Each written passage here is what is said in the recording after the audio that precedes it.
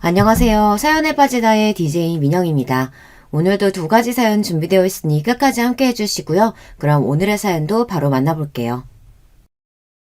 안녕하세요, 여러분. 만나 뵙게 돼서 반갑습니다. 저는 지금 딸을 하나 키우며 살고 있는 50대 여자입니다. 여러분은 성선설을 믿으시나요? 사람은 본디 태어나기를 선하게 태어났지만 살면서 때가 묻어 악하게 된다는 이야기예요. 원래 전 성선설을 믿는 사람이었습니다. 요즘 뉴스나 언론에 보도되는 어두운 사회 소식들, 범죄 소식들을 접하면 성선설이 말이 되냐고 하실 수도 있지만 그래도 주변에 계신 가족과 이웃분들은 참 좋은 분들이잖아요. 그래서 전 성선설에 힘을 실어주고 싶었습니다. 하지만 10년 전에 일어난 경악할 만한 일을 당한 뒤로 저는 더 이상 성선설을 믿지 않습니다. 사람은 악하기 때문에 꾸준히 교화되고 교육되어야 하는 존재라고 생각하고 있어요. 10년 전 저에게 어떤 일이 벌어졌는지 궁금하시죠? 그럼 지금부터 제 이야기를 시작해 보겠습니다. 제가 남편과 처음 만났던 때는 2000년대 어느 날로 그날은 핑크빛 설레임이 아닌 인생 최고로 무서웠던 날로 기억하고 있습니다. 당시 제가 다니던 회사는 수원 권선동에 있었는데요. 그날 수원 인계동에서 회식을 하고 밤 11시 무렵 집에 귀가하기 위해 택시를 잡으려고 대로에 서 있었습니다. 한 택시가 제 앞에 와서 섰는데 그 택시 안에 타니까 택시 기사님 말고도 뒷좌석에 한 남자가 타고 있었어요. 아, 저는 손님이 계신 줄 몰랐네요. 다른 택시 탈게요. 하고 내리려고 했습니다. 아니에요. 뒷자리 남자는 제 친구니까 손님 가시는 곳까지 편하게 모셔다 드릴게요. 어서 타세요. 뭔가 느낌이 소름 돋는 듯해서 저는 그냥 내리려고 했지만 뒷좌석 남자의 손이 제 팔목을 덥석 잡는 게 아니겠어요. 아가씨, 그냥 타고 있으면 된다고. 모자 아래로 위협적인 눈빛을 읽고 저는 본능적으로 느꼈죠. 아, 이건 납치구나. 바로 내려야 한다. 저는 그 남자의 손을 뿌리치고 차 문을 열고 나가려고 했지만 뒷좌석의 남자는 제 옷을 붙잡고 놓아주지 않았습니다. 그렇기 때문에 전 택시 문이 열린 채로 버둥거려야 했습니다. 살려주세요! 살려주세요! 저는 필사적으로 도망치려고 했고 다행히 지나가던 어떤 남자분 둘이 와서 그 택시에서 저를 꺼내주었어요. 그리고 택시에 타고 있던 남자들은 A씨 하고는 문을 닫고 황급히 출발해버렸습니다. 아가씨 괜찮아요? 택시에서 무슨 일을 당한 거예요? 전 너무 무섭고 놀란 마음에 길거리에 주저앉아 울고만 있었습니다. 그때 다른 남자 한 분이 제 등을 토닥거리면서 제가 진정되기를 기다려 주었어요. 제가 택시 탔을 때 기사님 말고도 뒷좌석에 남자 한 분이 절 억지로 태워가려고 했어요. 아무래도 납치당할 뻔했던 것 같아요. 겨우 진정해서 상황을 설명하자 남자 한 분이 그 택시의 번호판을 외웠다며 인근 파출소에 신고해야 한다고 했습니다. 전 아직도 무섭고 어떻게 해야 할지 모르겠어요. 지금은 그냥 집에 가고 싶어요. 제가 같이 동행해 드릴게요. 파출소에 신고하고 집까지 모셔다 드릴 테니까 걱정하지 마세요. 아, 저 이런 사람입니다. 제가 무서움에 덜덜 떨며 경계하는 눈빛을 보여서인지 남자분은 자기 명함을 보여주었습니다. 우리는 여기랑 가까운 저쪽 저 회사 다니고 있어요. 전 신원 확실한 사람이니까 걱정하지 마세요. 그 남자분과 함께 인계동 인근 파출소에 가서 제가 당했던 일을 신고했습니다. 그리고 저와 같이 가준 남자분, 그분의 이름은 한병수였는데 병수 씨가 저보다 더 적극적으로 당시의 상황을 경찰에게 설명해 주었어요. 택시 번호판까지 알려주었죠. 요즘 여기 인근에 실종 사건이 많다면서요. 이거 보통 일 아닙니다. 적극적으로 수사해 주셔야 돼요. 이 여성분도 납치 사건 당할 뻔했다고요. 하지만 왜인지 경찰들은 원래 인계동은 유흥가라서 자잘한 사건 사고가 많이 발생한다면서 납치가 아니라 그냥 택시를 같이 타자고 권한 것일 수도 있다 등등 미적지근한 반응이었습니다. 전 그런 경찰의 반응에 실망했고 그저 집에 가서 놀란 마음을 진정시키고만 싶었어요. 이런 식으로 나오면 내가 내일 다시 올 겁니다. 어떻게 수사하는지 계속 지켜볼 거예요. 어차피 나 회사도 이 근방에 있는 국제상사예요. 그럼 내일 다시 봅시다. 병수 씨는 저보다 더 열을 내며 경찰들에게 강력하게 항의했고 일단 오늘은 가자면서 저를 우리 집까지 데려다 주었습니다. 저 오늘은 정말 감사했습니다. 병수 씨 아니었으면 저 무슨 일을 당했을지 상상도 못하겠어요. 저 아까 파출소에서 신고할 때 이름 들었어요. 연수 씨 오늘 정말 놀랐죠? 초면인 사이지만 왠지 연서 씨를 지켜주고 싶은 마음이 들어서 이렇게 오지랖을 떨게 되었네요. 그놈들이 또 연서 씨를 노리기라도 한다면 연서 씨가 안전하다는 확신이 들 때까지 제가 연락을 해도 될까요? 혹시 핸드폰 가지고 있어요? 당신은 지금처럼 남녀노소 누구나 핸드폰을 들고 다니던 시절이 아니었습니다. 이제 막 핸드폰이 대중화되던 시절이었지만 저는 아직 갖고 있지 않았어요. 전 핸드폰이 없어요. 대신 여기 제 명함이에요. 회사 번호로 연락 주시면 될 것 같아요. 병수 씨는 제 명함을 꼭 손에 쥐고는 돌아갔고 저는 집에 들어와서 오늘 일을 가족들에게 설명했어요. 부모님은 너무 놀라셨고 걱정이 된 우리 오빠는 당분간 자기가 회사로 데려다 주겠다고 했습니다. 그리고 오늘 도와준 남자분들에게 꼭 사례를 해야 한다고 한번 집에 초대하라고 말씀하셨어요. 다음날 퇴근할 무렵 제 자리에 회사 전화가 울려 받으니 어제 만났던 병수 씨였어요. 어제 잘 쉬었어요? 많이 놀랐을 텐데 출근하셨군요. 어떻게 몸은 괜찮으세요? 네, 덕분에 어디 다친 데 없이 어제 잘 쉬었어요. 이제 괜찮습니다. 다행이네요. 제가 지금 어제 신고했던 파출소에 와서 경찰들하고 얘기했어요. 괜찮으시다면 저녁 식사하면서 오늘 얘기를 좀 드릴까 하는데 어떠세요? 네, 괜찮아요. 제가 경황이 없어서 감사의 표시도 못했는데 제가 맛있는 저녁 사드릴게요. 우리 회사 주변에 있는 국밥 수육집 어떠세요? 그리고 식당에서 병수 씨를 만나 경찰과 얘기했던 어제 사건의 상황을 전해드릴 수 있었어요. 제가 오늘 또 찾아가니까 경찰들이 진짜로 왔냐면서 놀라더라고요. 어제 같아서는 대충 넘어갈 것 같더니 각 잡고 제대로 브리핑을 해주던데요. 경찰 얘기가 사실 요즘 수원 유흥가 일대에서 납치 사건들이 많이 발생하고 있다고 하네요. 아마 어제 그 택시도 그 납치범들의 소행일 가능성을 염두에 두고 적극적으로 수사하고 있대요. 아마 수원 남부경찰서로 이관해서 강력계 형사들이 집중적으로 파고 있다고 수사 결과 나오면 바로 저에게 알려주기로 했습니다. 그렇군요. 어제 일 당하고도 사실 진짜 납치가 아니길 바랬는데 제가 정말 큰일 날 뻔했던 거네요. 다시 한번 병수 씨에게 너무 감사드려요. 뭘요. 대한민국 신체 건강한 남자가 여자를 보호하는 건 당연하죠. 그리고 이거 받으세요. 병수 씨는 저에게 새 핸드폰을 내밀었어요. 그저 여섯 씨가 안전한지 연락을 드리고 싶어서 산 거니까 부담 갖지 마세요. 제가 사드린 거고 앞으로 전화요금은 꼬박꼬박 여섯 씨가 내는 겁니다. 갑자기 휘말린 사건 때문에 정신이 없었는데 그제서야 병수 씨를 제대로 살펴보게 되었어요. 이 남자 단순히 날 도와준 사람뿐이 아니구나. 날 좋아하는 것 같아. 어제부터 제가 불안하지 않게 든든하게 지켜주고 남자답게 일을 처리하는 모습까지 사람이 참 믿을만하고 멋지다고 느껴졌어요. 병수 씨는 보통 키와 체격을 가졌고 눈과 코가 큼직한 호남이한 얼굴에 저보다 3살 많은 남자예요. 잘생긴 미남이라고 할 수는 없지만 남자답고 호쾌한 외모였습니다. 그날부터 자연스럽게 병수 씨와 저는 퇴근 뒤 자주 만나면서 데이트를 했습니다. 성격도 화통하고 남자다운 병수 씨에게 단점이 하나 있다면 사람을 만나고 술자리를 좋아한다는 것이었어요. 툭하면 절친들과 회사 동료들, 오며 가며 친해진 이웃 사촌까지 술 약속이 참 많았어요.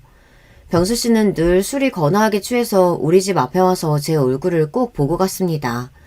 병수 씨와 사귀면서 제가 가진 불만은 술을 너무 좋아한다는 것이었어요.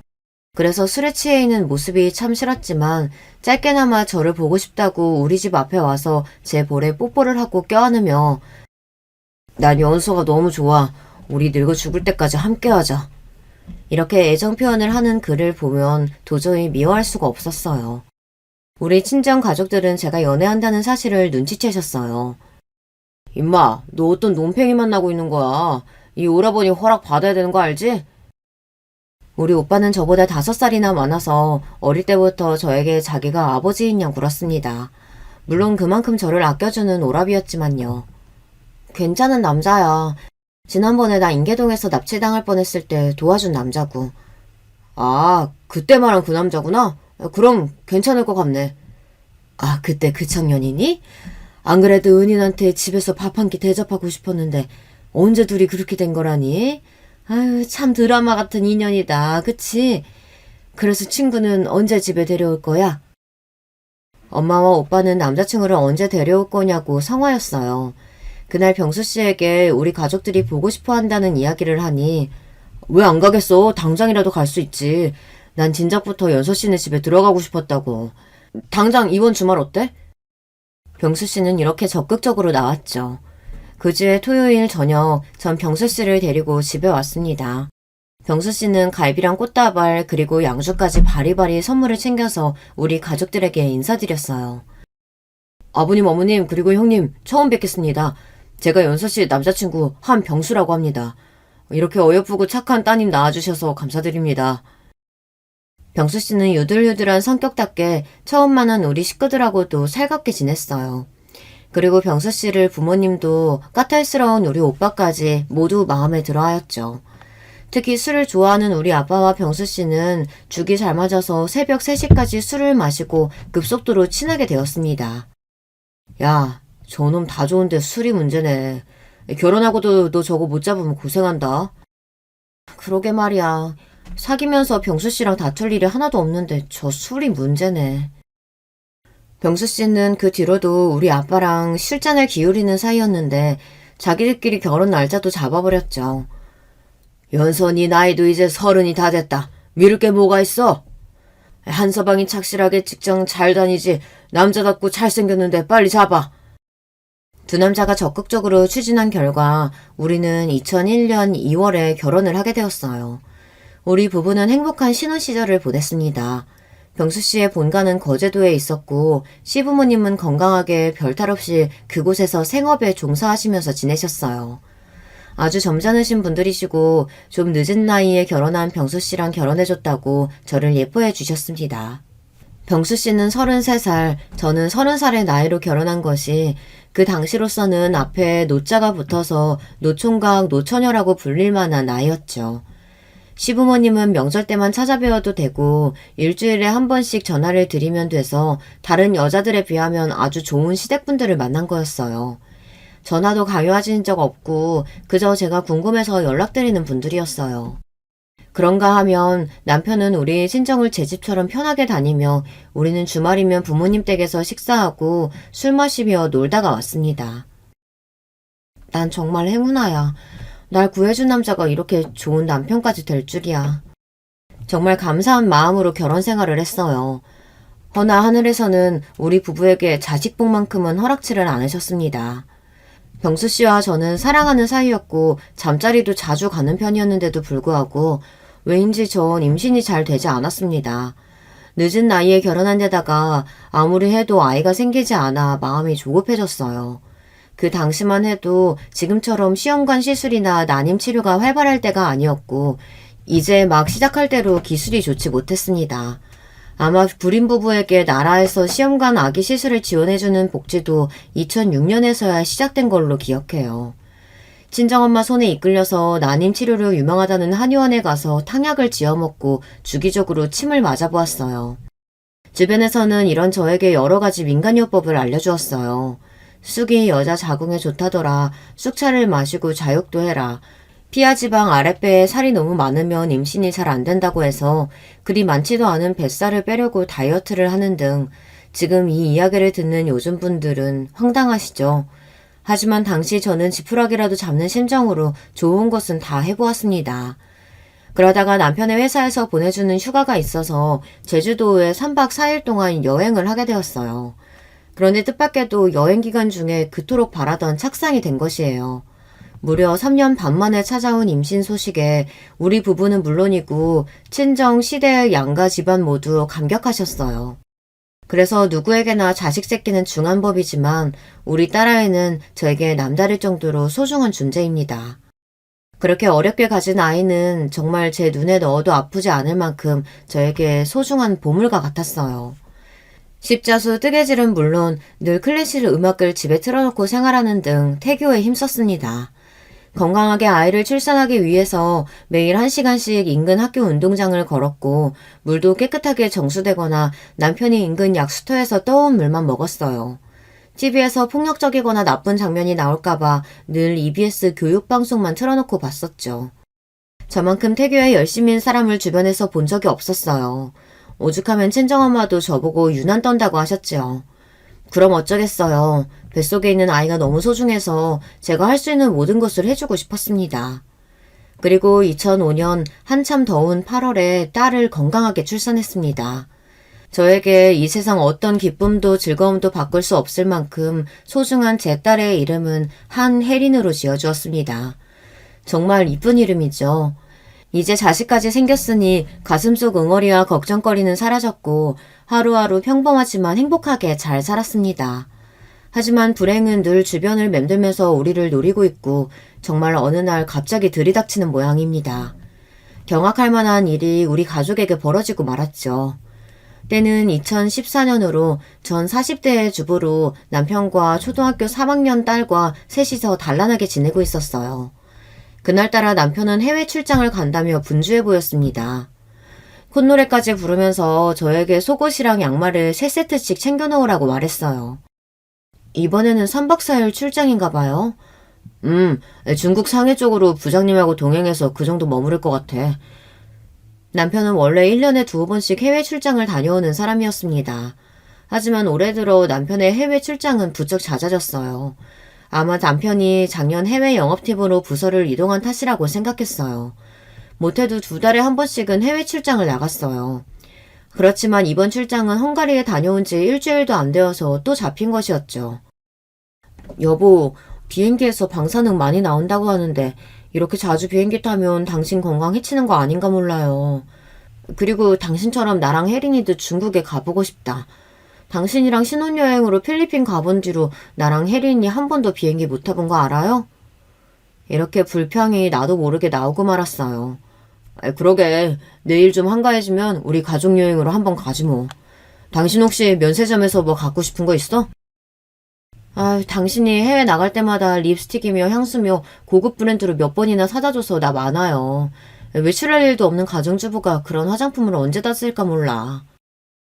남편은 같이 해외여행 한번 같이 가지 못한 저에게 미안한지 이번 출장을 다녀오면서 놀랄만한 선물을 가져오겠다고 호언장담을 했습니다. 다음날 남편이 인천공항으로 가는 공항버스를 타는 모습을 보며 남편을 배웅했죠. 뒤돌아 생각하니 이때 떠나는 남편의 바지가랑이라도 잡고 늘어졌어야 했습니다. 저는 이날부터 불행의 구렁텅이로 빠지고 말았으니까요.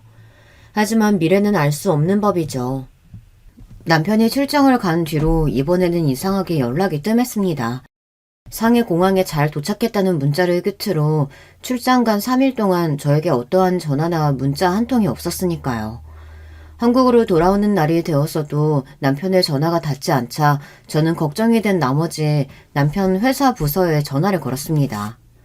네, 국제상사 해외 마케팅 부서입니다. 현재 한병수 과장님은 부재 중이에요. 어디신지 말씀 주시면 메모 남겨드리겠습니다. 네, 안녕하세요. 전 한병수 과장의 아내 되는 사람입니다. 이번에 떠난 중국 출장 내내 4일 동안 연락이 되질 않아서 회사에서 무슨 일이 생겼는지 궁금해서 전화드렸어요. 네? 한 과장님이 중국 출장이라고요? 아니요. 한 과장님은 개인적인 사정으로 4일 동안 연차 쓰셨습니다. 그리고 오늘 출근하셨어야 하는데 아직 안 돌아오셔서 연락드렸는데 전화를 받지 않으시네요. 혹시 아내분께서 어떻게 된 일인지 아실까요? 뭐라고요? 남편이 회사 출장을 간 게 아니에요? 전화를 끊고 나서 전 어리둥절했습니다. 그러니까 남편은 회사 출장을 간 것이 아니었던 거예요. 그럼 인천공항을 간다던 남자는 어디를 간 건지, 진짜 해외에 나가기는 한 걸까? 전 집에 있는 서랍함에서 여권을 뒤졌습니다. 남편의 여권은 그곳에 없었어요. 그렇다는 얘기는 남편은 분명 다른 이유로 해외에 출국을 한 것이었습니다. 갑자기 불안함이 엄습해왔어요. 몇 시간이 지나고 제 막연했던 불안함은 현실로 드러나고 말았습니다. 한 병원에서 연락을 받은 것이에요. 여보세요? 혹시 한병수 씨 보호자 되십니까? 환자분이 소지하고 있던 신분증의 이름은 한병수고 생년월일은 1968년 3월 9일입니다. 이 환자분과 가족관계 되십니까? 네, 제 남편이에요. 제가 그 사람 아내고요. 제 남편 지금 어디 병원이라고요? 저는 불이 나게 연락받은 병원으로 달려갔습니다. 하지만 병원에서 남편의 모습은 찾을 수 없었고 전 안내 데스크에서 한병수 환자를 찾고 있다고 말했습니다. 데스크에서 일하던 간호사는 컴퓨터를 조회해보더니 저에게 말했어요. 아까 연락받으신 보호자 맞으시죠? 한병수 씨는 인천항 부근 해안가에서 의식이 없는 채로 어부에게 발견돼서 119에 호송되었어요. 자켓 안에 들어있던 지갑과 신분증과 보호자분 연락처 스티커가 있어서 빨리 전화할 수 있었어요. 네, 그런데 제 남편이 보이질 않아서요. 어디에 가야 있을까요? 환자분 상태가 위독해서 지금 응급수술 중입니다. 수술실 C 앞에서 대기하고 있으세요. 건강하던 남편이 갑자기 위독한 상태로 수술 중이라니. 저는 영문도 모른 채 그저 수술실 앞에서 기도를 하며 있었습니다. 그때 수술실 밖으로 한 의사분이 급히 뛰어나와 이야기를 하는 겁니다. 네, 참 이런 경우가 또 있나. 한병수 씨 보호자분 어디 있습니까? 네, 저예요, 저. 하고 바로 의사 앞으로 뛰어갔습니다. 남편의 수술을 하던 의사는 놀라운 일을 발견하고는 수술하고 급히 나온 것이었어요. 그리고 의사가 발견했던 놀라운 일이란 남편의 배에는 절개했다가 꿰맨 자국이 있더라는 겁니다. 그것도 수술 자국은 하루 이틀 정도밖에 안 된 것이며 전문적인 의료기관에서 받은 수술의 모양새가 아니었기 때문에 의사는 저에게 환자에게 도대체 무슨 일이 일어난 것이냐며 물었습니다. 제가 알기로 남편은 어떤 수술도 받아본 적이 없었고 남편이 해외 출장을 갔었는데 연락이 두절되어 전 아무것도 모른다고 말할 수밖에 없었습니다. 의사는 곧이어 더 충격적인 사실을 이야기했습니다. 남편의 복부를 절개해서 보니 장기 중에 신장 하나가 적출된 것을 발견했습니다. 또 한쪽 눈 각막도 적출되어 있네요. 이게 도대체 무슨 귀신 씨나라 까먹는 소리일까요? 의사는 즉시 경찰에 신고를 했습니다. 환자는 현재 신장과 각막이 적출된 상태입니다. 아무래도 환자는 분명 불법 장기 적출 범죄에 연루된 것 같습니다. 당장 병원에 와서 환자를 조사해 주셔야 합니다. 이게 믿어지십니까? 평범한 제 남편이 하루아침에 장기 적출을 당했다니요. 의사는 놀라서 아무 말도 못하고 서 있는 저에게 설명을 이어갔습니다. 제가 군산에 있는 외과병원에서 일하고 있을 당시 간혹 항구에서 발견된 환자 중에 이런 사례를 본 적이 있어서요. 경찰서에 신고하고 몇 차례 참고인 조사를 한 적이 있습니다. 군산경찰서에서는 중국이나 필리핀의 불법 조직에서 한국인 관광객을 타겟으로 납치해서 필요한 장기를 적출하고 나서 운이 없으면 중국 땅에 버리고 운이 좋으면 밀항선을 통해서 우리나라 항구 쪽에 버린다고 합니다. 중국의 장기 이식 비즈니스는 아주 큰 사업입니다. 당시 사람의 간의 가격은 미화 13만 달러, 신장 가격은 미화 8만 달러로 꽤 큰 돈을 벌 수 있었기 때문이죠. 중국 공산당은 2013년에 국가 장기 분배 시스템을 구축했고 암암리에 중국의 이식 장기가 풍부한 것은 정치범에게서 장기를 적출했기 때문이라는 무시무시한 이야기입니다. 저도 옛날에 어디 뉴스에서 중국에 여행 갔던 어느 신혼부부의 시신이 발견되었는데 그 안에 장기가 송두리째 사라져 있었다고 들은 것 같아요. 전 그냥 괴담인 줄로만 알았는데 제 남편이 그런 범죄에 연루되었다니 정말 믿기지 않는 일이었어요. 저는 간절하게 남편이 무사하게 수술을 마치고 깨어나기를 기도드렸습니다. 다행히도 남편은 수술이 끝나고 병실에 옮겨진 지 5시간 만에 깨어나서 눈을 떴어요. 여보, 정신이 들어요? 당신 정말 죽다가 살아났어. 해외 출장 가서 도대체 무슨 일이 있었던 거예요? 남편은 수술한 부위가 아픈지 신음소리만 내며 제 질문에 답하지 못했습니다. 저는 병실 밖 간호사에게 가서 남편이 마취해서 깨어났고 고통이 심하니 좀 봐달라고 했죠. 그렇게 잠시 뒤 병실에 돌아와 보니 그 사이 어떤 남자 2명이 남편과 심각한 이야기 중이었습니다. 그 남자들은 바로 형사였던 거예요. 아까 의사의 신고로 형사는 피해자인 남편에게 어떤 일이 일어났는지 물어보고 있었습니다. 중국은 실종과 납치가 빈번하게 일어나는 나라예요. 언론에 크게 알려지진 않았지만 실은 중국이나 필리핀 등에서 한국인 실종자는 결코 적지 않은 수준이죠. 그 중에 한병수 씨처럼 살아서 신장과 각막 하나만 없어져서 돌아온 케이스는 정말 적죠. 그래서 어떤 일을 당하셨고 누구를 만났는지 소상히 말씀해 주셔야 우리가 한병수 씨를 그렇게 만든 용의자들을 추적할 수 있을 겁니다. 저는 제 일을 알리고 싶은 마음도 없고요. 경찰에 조사를 요청한 적은 더더욱 없습니다. 제발 돌아가 주세요. 이건 한병수 씨 마음대로 넘어가고 덮어둘 일이 아닙니다. 강력범죄고 형사사건이기 때문에 우리는 수사에 들어가야 한단 말이에요. 계속 이렇게 협조하지 않으시면 저희도 다른 방법을 써야겠네요. 일단 다음에 다시 돌아오겠습니다. 회복하시고 되도록 빨리 서해 나와서 조사에 협조해 주시기 바랍니다. 무슨 연유인지 남편은 경찰에 수사 요청해도 중국에 가서 어떤 일을 당한 건지 입을 다물고만 있었어요. 여보, 잘은 몰라도 당신이 국제 범죄자들에게 그렇게 끔찍한 일을 당한 거라면 우리 경찰이 수사해서 잡아야 하지 않겠어요? 지금도 어디선가 그 나쁜 놈들이 한국 사람들에게 또다시 몹쓸 짓을 한다면 어떡해요. 남편은 저에게 아무 말도 못하고 그저 반대 방향으로 돌아 누웠습니다. 병원에서 강제로 적출된 장기가 없어도 괜찮은지 몇 가지 검사들을 계속 진행됐고 남편은 다행히 건강을 잘 회복할 수 있었습니다. 하지만 남편은 전에 없이 한숨을 쉬며 낯빛이 까만 채로 하늘만 멍하니 보며 시간을 보내고 있었어요. 아마도 무시무시한 일을 당한 트라우마 때문인 것 같았어요. 그리고 간병을 하며 옆을 지키는 저에게나 병문안을 온 시부모님에게도 그 누구에게도 남편은 말하기 싫다며 자꾸 돌려보내기만 하는 겁니다. 그렇게 밝고 건강하던 사람이 이제 사람하고는 말도 하기 싫다는 뜻이요. 남편의 건강이 이상이 없을 거라며 병원에서 퇴원하라고 해서 우리는 퇴원 준비를 하고 있었어요. 그러고 있는데 일전에 남편에게 찾아왔던 형사 중 한 분이 다시 찾아오셨어요. 참고인으로 범죄조사 소환 통보 드렸으나 거절하시니 이렇게 정식으로 출석 요구서를 갖고 왔습니다. 퇴원하시는 길에 우리 서해 가셔서 몇 가지 사실관계 확인하고 한병수 씨 진술을 받아야 합니다. 하는 수 없다는 듯이 남편은 형사와 함께 경찰서로 향했습니다. 저도 따라가려고 했지만 형사는 안 된다고 했고 남편도 저에게 절대 따라오지 말라며 굳은 표정으로 떠났습니다. 전 혼자서 남편의 병원 짐을 챙겨 집으로 돌아왔어요. 성치 않은 몸으로 경찰서에 혼자 간 남편이 너무 걱정되어서 가만히 쉬지도 못하고 청소를 하고 빨래를 하며 시간을 보냈는데요. 그러고 남편은 4시간 만에 집으로 돌아왔습니다. 몸에 힘이 하나도 없는지 휘청거리면서 들어와서 소파에 털썩 앉아서 얼굴을 두 손에 파묻고 있었습니다. 여보, 성치 않은 몸으로 경찰서까지 가서 고생 많았어요. 조사는 잘 끝났어요? 그런데 이제 나에게도 모든 사실을 이야기하지 않아요? 당신 출장 간 날부터 오늘까지 당신한테 무슨 일 벌어진 건지 아무것도 모른 채로 입 닫고 있었지만 이제는 알아야겠어요.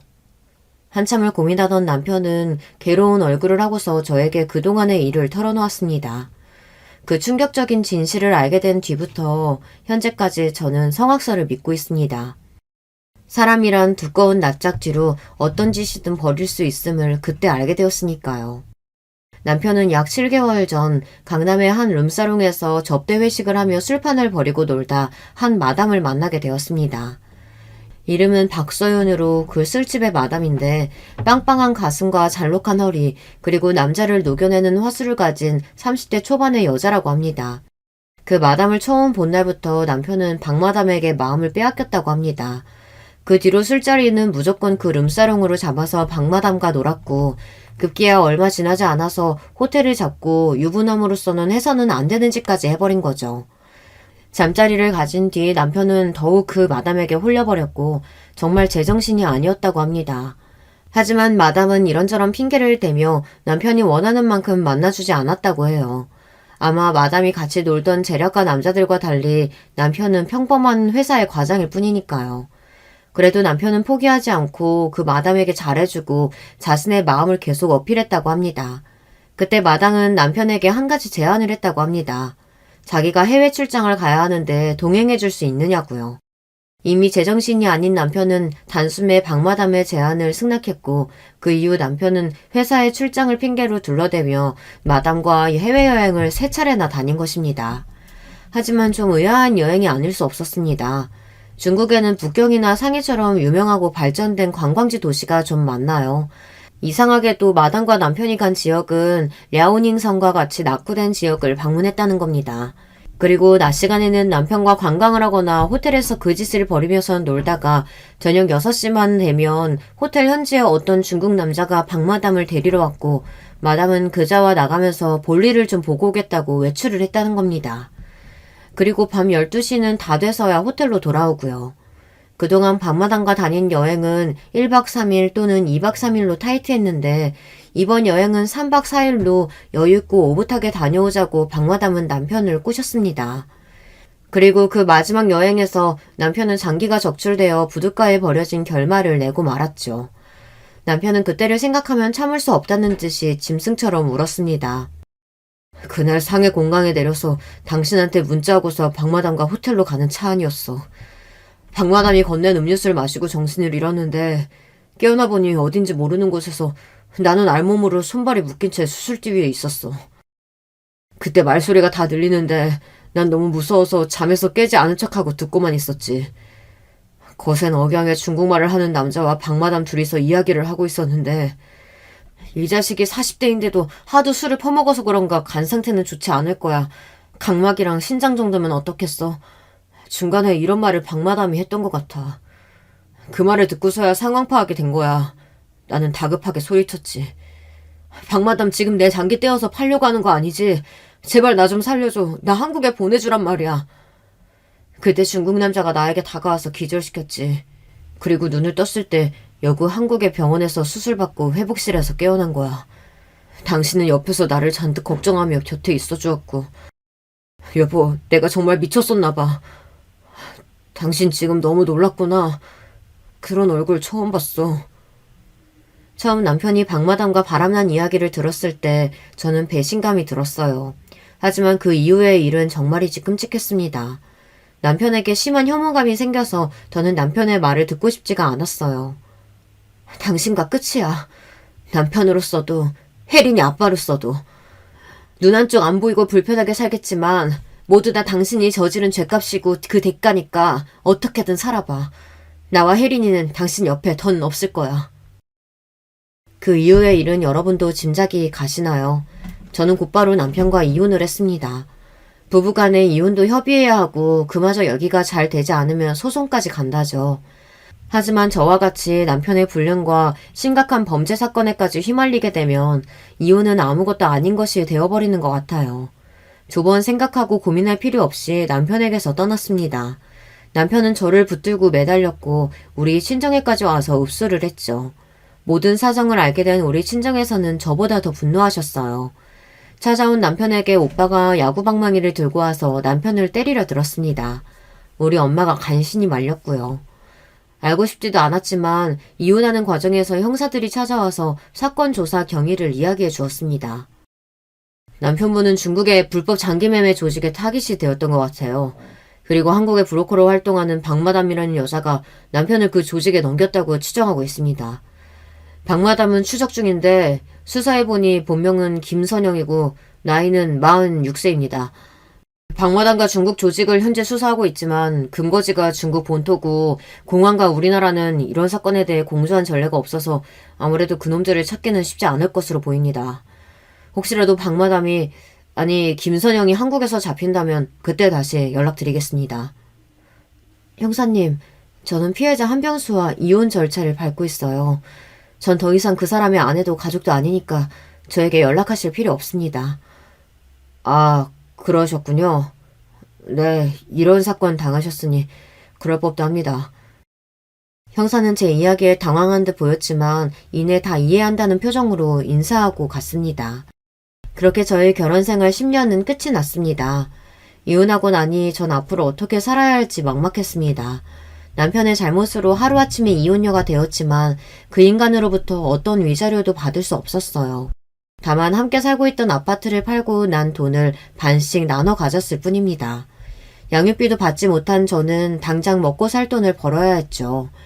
혜린이를 낳고 산 10여 년 동안 세월 동안 가정주부였고 이미 40줄에 들어선 저를 어디서나 써줄까요? 처음에는 매일 일당 5만 원을 준다는 공장에 나가봤습니다.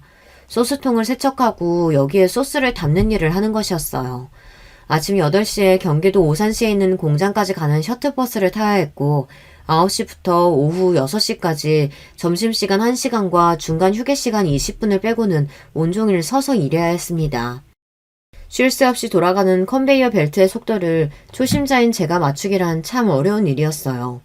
하지만 전 이를 악물고 해내야 했어요. 일당 5만 원으로 혜린이 해먹일 음식 재료도 사고 아이 학원비도 내야 하니까요. 공장은 주 5일제였기 때문에 전 주말에는 동네 근처에 있는 김밥 천국에서 일을 했습니다. 공장 셔틀버스를 타고 가는 길가에 있는 김밥집이었는데 직원을 구한다는 공고문을 봤거든요. 마침 주말에만 일할 수 있었고 시급 6,000원으로 8시간 동안 꼬박 일해서 5만 원 가까이를 벌었습니다. 저는 한 달에 30일 내내 일해야 하는 가장이 되었습니다. 그렇게 해서 우리 딸을 먹이고 입히고 학교를 보낼 수 있어서 다행이었어요. 10년 넘게 남편이라고 함께 삶아떼고 산 남자가 술집 마당과 바람을 핀 데다 중국에 가서 장기를 잃고 온 반병신이 되었다는 사실을 전 아직도 받아들이지 못했어요. 그런 남편과의 지난 결혼 생활 따위는 잊고 차라리 바쁘게 일하고 돈을 벌며 딸의 뒷바라지 하는 것이 내 남은 인생의 이유라고 생각했습니다. 전 남편만 떠올리면 저는 딱 죽고만 싶었거든요. 시간이 지나도 잊혀지지 않는 슬픔이 있다는 것을 전 그날 이후로 지금까지 경험하고 있어요. 제가 일하던 김밥집 사장은 49세의 남자였는데 사람이 무뚝뚝하고 불친절하고 직원들에게 일만 시키는 사람이었어요. 저 역시 돈만 벌면 되니까 제 개인사 따위 관심 갖지 않는 사장이 편했는데 제가 잡담이나 농담도 안 하고 오로지 일만 하니까 사장님이 저를 궁금해하기 시작했습니다. 조연서 씨, 내가 석 달 동안 지켜보니까 말도 잘 안 하고 혹시 집에 무슨 안 좋은 일 있어요? 사장님, 전 제 개인적인 이야기 하고 싶지 않습니다. 그래요. 그럼 이건 어때요? 그동안 일 열심히 잘해주었는데 앞으로 평일과 주말 모두 김밥집에 나와주면 어떻겠어요? 주방에 권씨 아줌마도 이번 달 말까지만 일한다고 하니 연서 씨가 아예 정직원으로 일해주면 좋겠습니다. 월급은 220만 원으로 올려주고 4대 보험도 해줄게요. 생각해보겠어요? 저에게 사장님의 제안을 거절할 이유 따위는 없었습니다. 공장은 김밥집보다 일도 더 힘들었고 작업반장이라는 34살짜리 놈이 맨날 저를 포함한 여직원들에게 욕설에 성희롱까지 해서 다니는 것이 고역이었거든요. 게다가 한 달 내내 일해도 150만 원 정도 버는 제가 왜 이 일을 안 하겠어요. 그날부터 전 한 달 내내 사장님과 알바생 한 명과 같이 김밥집에서 일했습니다. 알고 보니 사장이라는 남자도 팔자가 기구한 것 같았습니다. 4년 전 아내가 췌장암으로 투병을 하다 세상을 떠났다고 합니다. 췌장암이라는 것이 참 독하고 고통스러운 암이라 사장의 아내분은 9개월 정도 투병했지만 그간의 사정이란 입에 담기 어려울 정도로 힘들고 끔찍했다는 것입니다. 사장에게도 딸이 하나 있는데 지금 고3이라서 한참 입시를 준비하느라 바빠서 김밥집을 마치고 집에 가도 아무도 없다는 말을 했습니다. 하루는 사장님이 저에게 시간이 되면 옆에 있는 삼겹살집에서 야식이나 먹자고 했어요. 저는 조용히 삼겹살을 굽고 있었고 사장은 소주를 시켜 말없이 여러 잔을 혼자 들이켰습니다. 윤서 씨도 같이 한잔 하실래요? 전 집에서 기다리고 있는 딸애가 있어서 술을 마시지 않아요. 아, 딸이 있다고 했죠? 몇 살이나 됐어요? 11살이에요. 아직 초등학생이죠. 석 달 동안 조연서 씨 옆에서 지켜보니 내가 딱 4년 전 모습이 그랬어요. 아내 잃고 딸 하나 키워낼 생각 말고는 내가 살면서 할 수 있는 건 없었어요.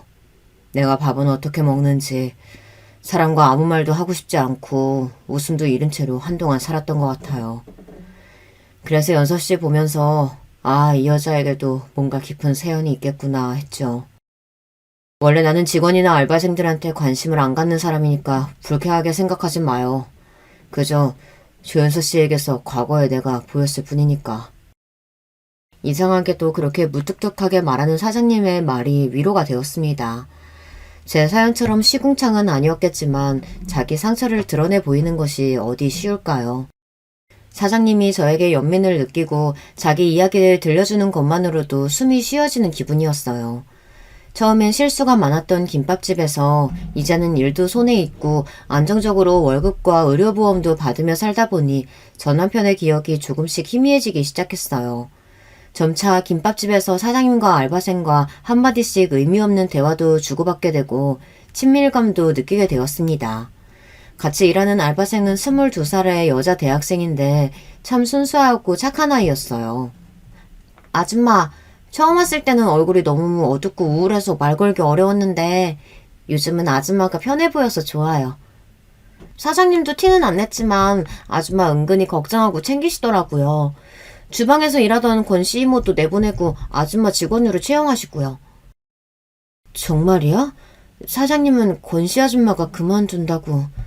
그건 아줌마가 알면 부담스러울까 봐서 둘러대신 거겠죠. 월급도 꽤 많이 챙겨주셨죠? 전에 아줌마 딸 초등학생 여자애가 왔었잖아요. 사장님이 그때 아줌마 혼자 딸 키우고 어렵게 사는 걸 눈치채신 것 같아요. 그리고 제가 보기에는 사장님이 아줌마 좋아하는 것 같은데요? 한참 어린 학생이 어른들 놀리는 거 아니야. 내 인생에 남자는 없어. 넌덜머리가 난다고 아주.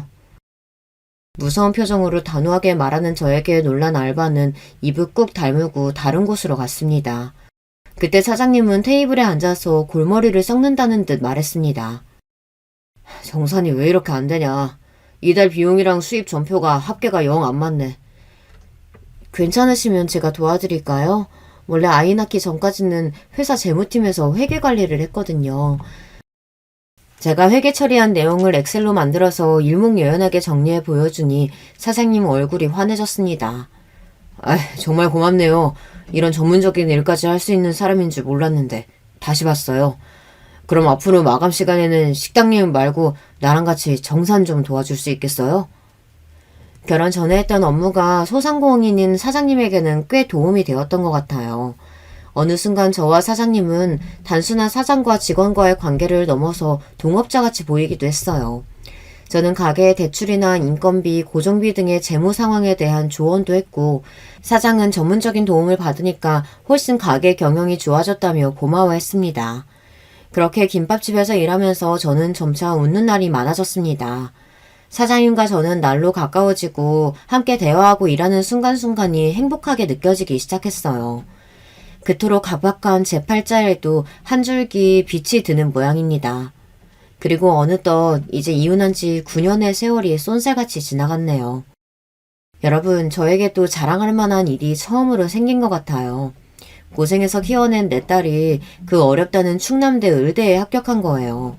흔한 과외나 비싼 학원도 보내주지 않았는데 딸 혼자서 힘으로 공부한 결실입니다. 혜린아, 엄마 이제 월급도 괜찮아. 대출해서 금방 갚을 수 있으니까 좋은 과외나 학원 너 하고 싶은 대로 다 해. 엄마, 공부를 내 머리로 하지 선생님 머리로 해? 일타 강사들 동영상도 인터넷에 세고 셌어요. 걱정 마시라니까.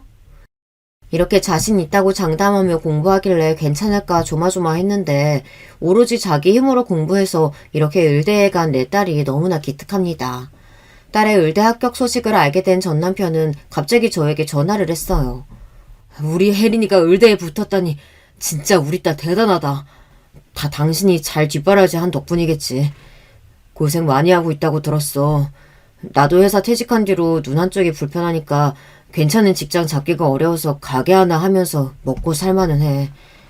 이제 시간도 지났으니까 우리 가족끼리 같이 살자. 난 지금 충분히 행복하게 잘 살고 있어. 아무리 시간이 지나도 절대 씻을 수 없는 죄가 있고 잊혀지지 않는 기억이라는 게 있어. 당신 질척거리면서 우리 인생에 끼어들려고 하지 마. 전 매정하게 전 남편의 전화를 끊어버렸어요. 혜린이에게는 남편이 혈육이니 인연을 끊으라고 제가 강요할 수는 없죠. 아마 의대 합격했다는 소식을 아빠에게도 한 모양인데 그렇다고 해서 그걸 비밀로 저에게 다가오는 전 남편을 참을 수 없었습니다. 전 지금의 생활이 충분해 만족하고 이 평화를 깨고 싶지 않으니까요.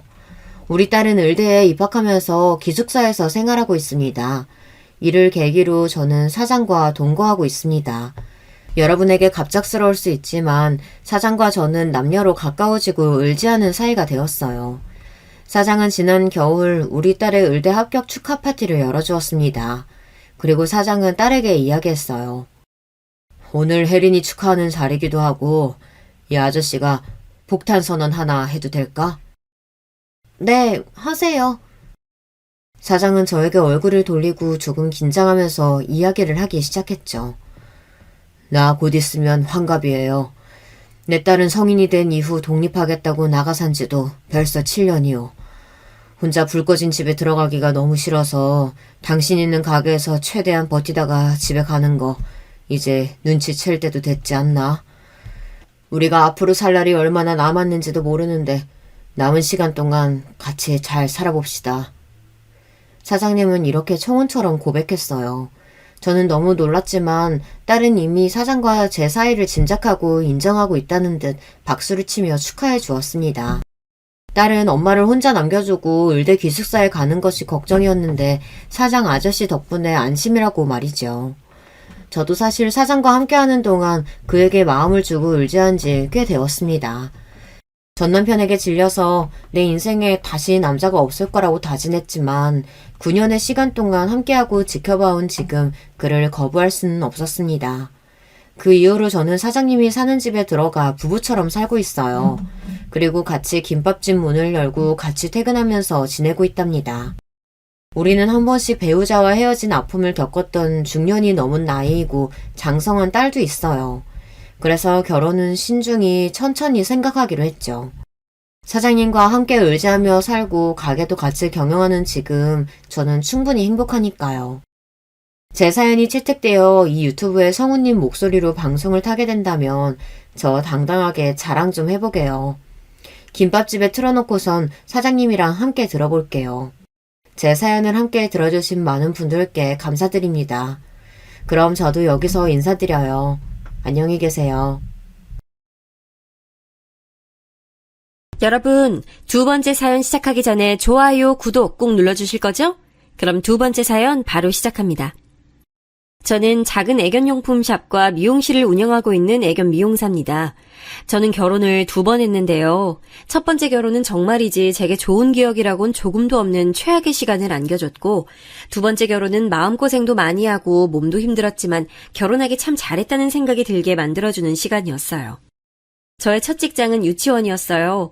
지금은 애견 미용사를 하고 있지만 그때만 하더라도 저는 유아교육학과를 졸업해 유치원에 취직했거든요. 막 사회생활을 시작한 상태였죠.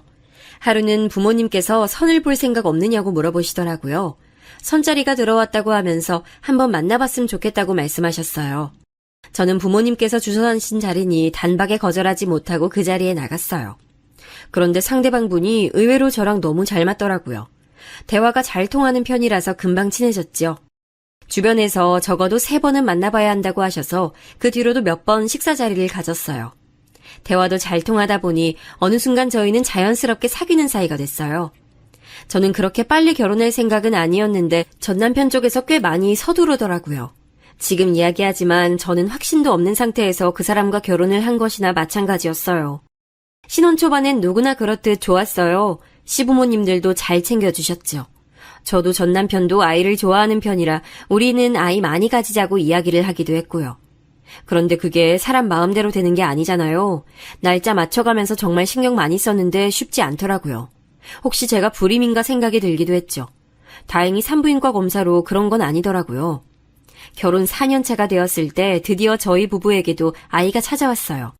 너무나도 행복하고 설렜죠. 하지만 그런 기분도 잠시 아이는 유산됐어요. 애타게 기다린 만큼 마음도 많이 아팠죠. 시어머니께서는 어쩔 수 없는 일이라고 하시면서 괜찮다고 곧 좋은 소식이 들릴 것이라고 하셨지만 제 마음은 그게 아니었어요. 설상가상으로 유산 이후 방문한 병원에서는 아이를 가지기 힘들 것 같다고 하시더라고요. 시부모님께서는 엄청난 충격을 받으셨습니다. 전 남편이 3대 독자였거든요. 그런데 며느리가 갑자기 아이를 갖지 못할 것이라고 하니 그 충격이 보통은 아니었지요. 전 남편 역시 어쩔 수 없는 일이라곤 하지만 엄청 실망한 얼굴을 하더군요. 그날 이후 저와 전 남편 사이는 대면대면해졌어요. 저 역시도 고민이 많았고요. 저는 아이를 가질 수 없었고 전 남편은 독자로 자식이 필요했죠. 시부모님, 특히 시아버지께서는 눈에 띄게 저를 밀어내시는 게 보였어요. 며느리라고 그렇게 예뻐해 주시던 모습은 어디로 가고 제게는 눈길조차 주지 않으셨죠. 제가 무슨 말을 해도 없는 사람 취급하셨어요. 시어머니도 비슷했죠. 제가 아는 모든 것들은 마음에 들지 않으시는지 늘 잔소리에 화가 많으셨어요. 저는 이대로는 살 수 없다는 결론을 내렸고 전 남편에게 서로를 위해서 이혼을 하자고 말했어요. 이혼이라니 무슨 소리야? 왜 우리가 이혼을 해? 아이 문제 때문에? 그건 받아들일 시간이 좀 필요할 뿐이야. 아이가 없어도 우리는 충분히 행복할 수 있어. 그러니까 가족들에게 조금만 시간을 줘. 하지만 저는 결심이 확고했어요. 시부모님들이 바뀔 가능성은 없어 보였거든요. 결국에는 전 남편도 이혼에 동의했고 합의 이혼을 진행했어요. 이혼을 하기까지는 많은 시간이 필요하진 않았어요. 합의 이혼이다 보니 더 짧은 시간이 걸렸죠. 저는 유산의 아픔을 제대로 극복하지도 못한 채 이혼까지 해버린 상태로 다시 예전에 혼자로 돌아왔어요. 그때 시작한 게 유기견 보호소 봉사활동이었어요. 아이를 잃고 나니 도저히 유치원에서는 일을 못하겠더라고요. 아이들을 보고 있으면 감정 조절이 제대로 되지 않았죠. 눈물이 막 나는 날도 있었고 짜증이 치밀어 오르는 날도 있었어요. 이 상태로 아이들과 마주하는 건 위험하다는 판단이 들었어요. 그래서 유치원을 그만두고 다른 일을 알아보는 중이었죠. 봉사활동은 어렵지 않았어요. 오히려 몸이 기분 좋을 만큼 피곤해서 다른 생각을 할 여력이 없었어요. 그때 처음 만난 것이 지금은 무지개 다리를 건넌 아롱이였어요. 믹스견인데 뜬장에서 구조한 상태였죠. 처음 아롱이를 만나고 나서 한동안은 잠을 잘 수 없었어요. 눈만 감으면 자꾸 눈앞에 아른거렸거든요. 이름이 아롱이가 된 것도 그 때문이죠. 저는 큰맘 먹고 아롱이를 입양하기로 결정했어요. 첫 반려견이라 아는 것도 많이 없었지만 주변 지인들의 도움으로 하루가 다르게 적응해갔죠. 아롱이는 정말 제게 큰 힘이 됐어요. 혼자 집에 있으면 제 감정을 눈치채고 귀신같이 옆에 다가와서 제게 애교를 부리고 같이 놀자고 하더라고요. 정말이지 아롱이가 아니었더라면 저는 더 긴 시간으로 그렇게 무력하게 보냈겠구나 싶었죠. 그렇게 아롱이와 생활을 하다 보니 애견 미용에 관해서도 관심이 생기더라고요. 그래서 늦게나마 자격증을 따기 위해 준비를 시작했죠. 온몸에 흉터가 생겼지만 저는 잠시도 쉬지 않고 시험을 준비했어요. 그리고 곧 당당하게 자격증을 손에 넣고는 작은 미용실을 오픈하게 됐죠. 저는 미용은 물론 반려견들에게 필요한 반려용품을 판매하기 시작했어요. 오고 가며 많은 반려인들을 만나서 서로가 치유받은 이야기를 나누기도 했어요. 지금의 남편을 만난 것도 이쯤이었어요. 하루는 작은 푸드를 미용시키러 온 부자가 있었죠. 태어나서 처음으로 미용을 하러 왔다고 하는데 아들이 엄청 긴장을 하고 있더라고요. 저는 어린 푸들에 관해 몇 가지 질문을 하고는 너무 걱정하지 마시라고 말씀드렸죠. 얌전하다고 말했던 것과는 다르게 주인이 시야에서 벗어나자 푸들은 잠시도 가만히 있질 못하더라고요. 뭐가 그리 궁금한지 여기저기 냄새 맡고 물어보고 아주 난리도 아니었죠. 겨우 달래서 미용을 시키는데 아직 어리다 보니 발버둥을 치면서 제 손이 엉망이 돼버렸어요. 미용을 마치고 나와 푸들을 안겨주는데 아버지 쪽이 제 손을 보더니 깜짝 놀라더라고요. 손이 혹시 요 녀석이 그랬나요? 입질이 없는 놈인데 죄송합니다. 아직 어려서 장난처럼 하는 것 같은데 혹시 모르니까 교육을 시키는 것도 생각해 보셔야 할 것 같아요. 그리고 이쪽 일 하다 보면 자주 있는 일이에요. 괜찮아요. 아무리 그래도 피가 날 정도면 정말 죄송합니다. 집에 가서 잘 교육시키겠습니다. 푸들을 아는 부자는 미용실을 나서면서도 몇 번이나 미안하다고 사과를 했어요. 아들 쪽은 금방이라도 울 것 같은 얼굴로 다음엔 절대 이런 일 없게 하겠다고 손가락까지 걸고 약속했죠. 그 뒤로도 부자는 자주 저희 매장을 찾아줬어요. 나중에 알았지만 남자 혼자서 쌍둥이 아들을 키우고 있더라고요. 아이들은 푸들을 산책시키다가 지나가는 길에 들리기도 하고 근처 동물병원에 가는 길이라고 하면서 인사를 하러 오기도 했죠. 저는 볼 때마다 쑥쑥 자라는 두 남자아이와 푸들을 보는 재미가 쏠쏠했죠. 그렇게 아이들과 가까워지다 보니 아버지 쪽과도 자연스럽게 안면을 트고 지내게 됐어요. 집도 서로 가까워서 아롱이와 산책을 하러 가면 자주 만나게 되더라고요. 반려견 키우시는 분들은 알겠지만 이렇게 가까워지는 일이 종종 있잖아요. 딱 그런 상황이었죠. 아이들이 바쁘거나 하는 날에는 제가 우리 아롱이와 함께 푸들을 산책시키는 일도 있었어요. 제가 바쁜 날에는 아이들이 아롱이와 산책을 나가기도 했고요. 그렇게 1년 정도의 시간을 보냈습니다. 그 사이에 반려견으로 가까워진 우리는 서로에게 호감이 있음을 인정하고 연인 사이로 발전하게 됐어요. 전 남편과 헤어진 이후로 연애를 다시 할 수 있을 것이라곤 생각지 못했는데 말이죠. 저는 정말 망설이다가 남편에게 아이를 가질 수 없다고 미리 얘기를 했어요. 남편은 이미 두 아들도 있고 귀여운 반려견도 있는데 그런 게 무슨 문제가 되겠느냐고 하더군요. 그 말에 저는 안도감을 느꼈어요. 그래, 이 사람과 있으면 아이에 대한 압박감을 받을 필요가 없겠구나 싶었죠. 남편도 저만큼이나 사연이 있었어요. 아이들의 엄마와는 집안 차이가 많이 나는 결혼을 했다고 하더군요. 그래서 집안 반대도 심했지만 두 사람이 워낙 사랑해서 결혼을 강행했다고 말이죠. 그리고 그 결과 여자 쪽은 집안과 연을 끊고 살아야 했다고 말이에요. 두 사람은 아이들이 태어날 때까지만 하더라도 힘들지만 행복했다고 했어요. 하지만 아이들이 커가면서 여자는 이 생활을 견디기 힘들어하기 시작했다고 했죠. 결국엔 아이들이 초등학교에 입학한 것과 동시에 이혼 서류만 남겨주고는 원래 자신의 집으로 되돌아갔다고 하더라고요. 저는 아이들을 다 버리고 어떻게 엄마라는 사람이 그럴 수가 있나 이해가 되지 않았어요. 남편은 그 일이 응어리처럼 남아서 아이들에게 몇 배는 더 잘해주고 싶었다고 말했죠. 아이들도 우리 사이를 눈치챌 때쯤 남편은 재혼을 생각해 본 적이 있냐고 물었어요. 자신은 저와 결혼을 하고 싶다고 하면서 말이죠. 난 아직 준비가 안 됐어요. 그냥 지금 이대로 지내는 게 저는 딱 좋아요. 결혼이란 거 더 이상은 하고 싶지 않거든요. 우리 지금도 행복하잖아요. 아닌가? 저는 연애면 몰라도 결혼까진 상상하지 않았거든요. 하지만 남편은 포기하지 않았어요. 꾸준하게 제게 결혼에 대해 진지하게 생각을 해보길 권했죠. 그러다 제 생각이 변하게 된 건 한 통의 전화였어요. 쌍둥이 중 작은 애였는데 큰애가 많이 아픈 것 같다고 와줄 수 있느냐고 하더군요.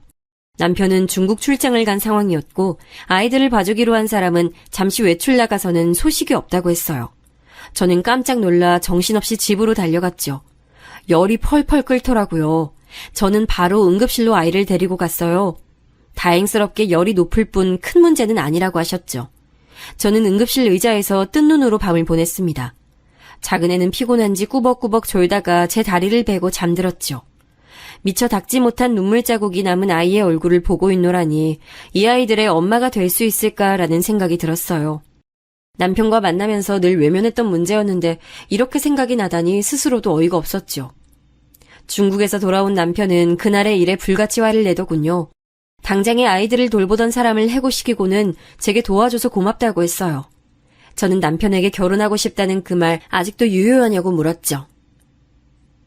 그때는 몰랐는데 지금은 확실하게 알 것 같아요. 난 당신도 좋지만 당신만큼 아이들도 소중해요. 그 아이들과 함께 있고 싶어요. 남편은 제 대답에 뛸 듯이 기뻐하며 아이들도 분명 좋아할 것이라고 했어요. 저는 부디 그렇게 되길 바랐죠. 하지만 사춘기를 코앞에 둔 남자아이들은 쉽게 마음을 열지 않았어요. 저를 좋아하긴 하지만 엄마라고 생각해 본 적은 없던 모양인지 눈에 띄게 어색해하는 게 보였죠. 거기다 남편은 아이들의 교육에 관해선 일절 간섭하지 않겠다고 하더군요. 자신은 아무런 참견도 하지 않겠다고요.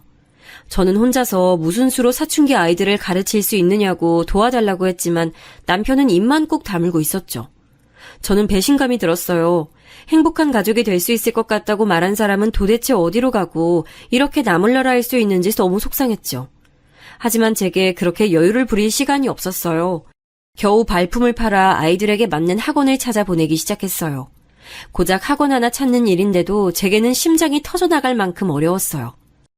중학생이 된 두 아이들은 더 심하게 사춘기를 타기 시작했어요. 방문을 닫고 들어가서는 전혀 나오질 않았죠. 귀에 항상 이어폰을 끼고 있으면서 제 말은 들리지 않는 사람처럼 행동하더군요. 심지어는 연락도 없이 늦는 날도 많았어요. 지금 시간이 몇 시인데 이제 들어와. 집에서 사람 기다리고 있다는 생각은 안 해? 지금 어디 갔다 오는 거야? 무슨 상관이세요? 남이서 어디를 갔던 뭐라던 무슨 상관이시냐고요? 너 지금 말버릇이 그게 뭐야? 남이서? 남 맞잖아요. 무슨 자격으로 우리한테 소리를 지르고 그래요. 아빠랑 같이 산다고 뭐라도 되는 것처럼 굴지 마세요. 귀찮으니까. 저는 순간 너무 놀라서 아무 말도 할 수 없었어요. 자격을 운운하는데 내가 지금 무슨 짓을 하고 있는지 혼란스럽기도 했고요.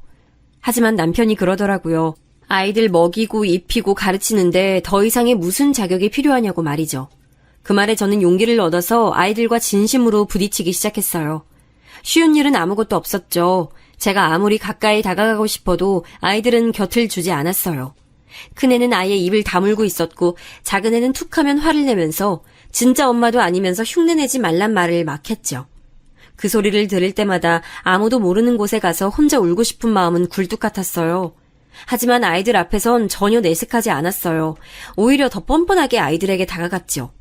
저는 사춘기를 핑계 삼아 버릇없이 구는 건 용서하지 않았어요. 잘못을 했으면 그에 합당한 대가를 치러야 한다고 말했어요. 용돈 삭감은 기본이었죠. 당연히 반발감은 심했죠. 심지어는 제 지갑에 손을 대기도 했고요. 저는 그럴 때마다 용돈을 압수하거나 아이들이 아끼는 걸 하나씩 빼앗곤 진심으로 잘못을 뉘우칠 때까지 돌려주지 않았어요. 아이들이 어떻게 생각하든 상관없이요. 어느 날 이혼 서류만 던지고 나갔던 아이들의 친모가 우리 앞에 나타났어요. 머리부터 발끝까지 명품을 잔뜩 걸친 여자는 다짜고짜 아이들을 만나게 해달라고 했죠. 남편은 불같이 화를 내면서 절대 반대를 외쳤어요. 저 역시도 그렇게 하고 싶었고요. 하지만 어린 시절 아이들은 어떻게 생각할지 모르잖아요.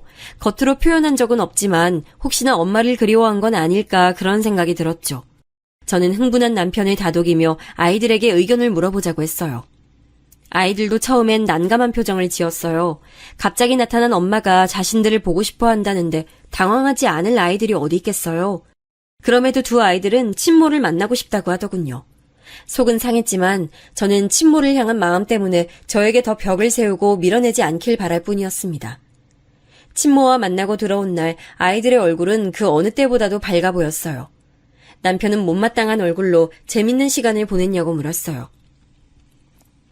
진짜 그런 경험 처음이었어요. 아빠 그거 알아요? 백화점 VIP는 매장을 돌아다닐 필요도 없다는 거. 가만히 있는데 사람들이 우르르 들어와서는 마음에 드는 거 보라고 우리 앞에서 패션쇼도 하던데요? 그게 뭐가 신기해? 난 아직 들어오지도 않은 게임기 그거 주면서 해보라고 하는 게 더 재밌었는데?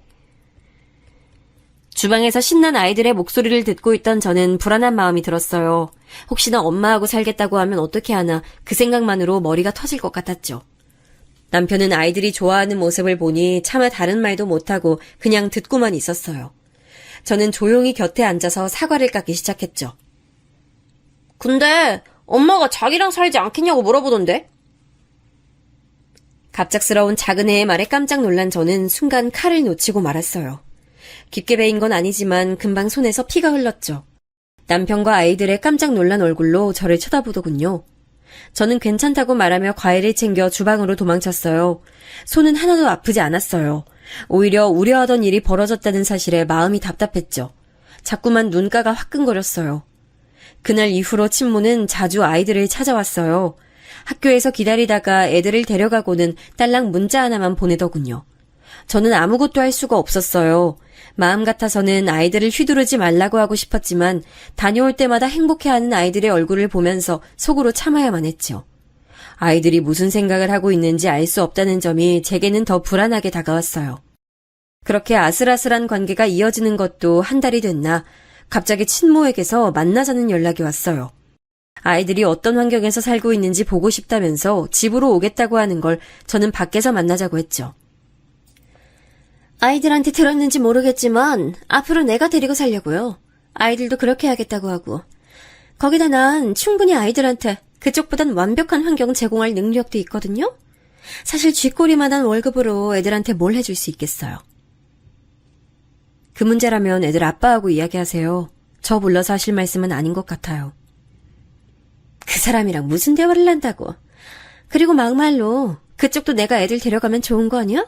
어차피 남의 자식인데 신경만 잔뜩 쓰이고 스트레스 받지. 그러니까 나한테 줘요, 애들. 저는 마치 애들을 물건처럼 대하는 친모의 말투에 화가 났어요. 애들 키우면서 스트레스 받는 것은 부모라면 다 겪는 일인데 그게 계모라서 힘들고 친모라서 괜찮은 것은 아니라는 생각이 들었어요. 저는 아이들이 원하지 않는 일은 절대 할 생각이 없다고 말하면서 자리를 박차고 나와버렸죠. 집에 들어온 저는 막 씻고 나온 아이들과 마주쳤어요. 저는 흥분을 가라앉히려고 애쓰면서 아이들에게 물었죠.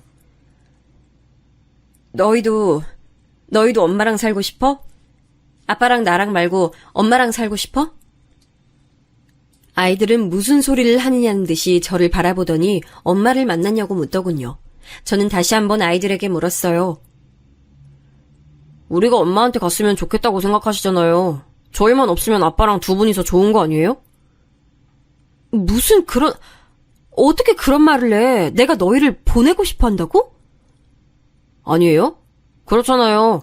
남의 자식 키우면서 사는 게 뭐 좋은 일이라고. 저는 누군가에게 머리를 세게 맞은 기분이 들었어요. 그동안 아이들에게 최선을 다했다고 생각했는데 아이들의 입에서 남의 자식이란 말이 나올 것이라고는 상상도 못했거든요. 저는 그날 밤 잠을 잘 수 없었어요. 다음날 친모를 만나러 간 아이들이 늦은 시간이 되도록 돌아오지 않았어요. 늦어도 9시면 들어왔는데 11시가 넘도록 소식이 없었죠. 저는 몇 번이고 전화기를 들었다 놨다를 반복하면서 현관 주변을 맴돌았어요. 12시가 돼서야 비밀번호를 누르는 소리와 함께 아이들이 들어왔어요. 저는 안도의 한숨을 내쉬면서 잘 다녀왔냐고 물었죠. 그런데 아이들 반응이 너무 이상했어요. 굳은 얼굴이 마치 화가 난 것처럼 보이기도 했어요. 아이들은 아무런 대답도 없이 그대로 방으로 들어갔죠. 그렇게 늦게 들어온 이후 아이들은 친모를 만나러 가지 않았어요.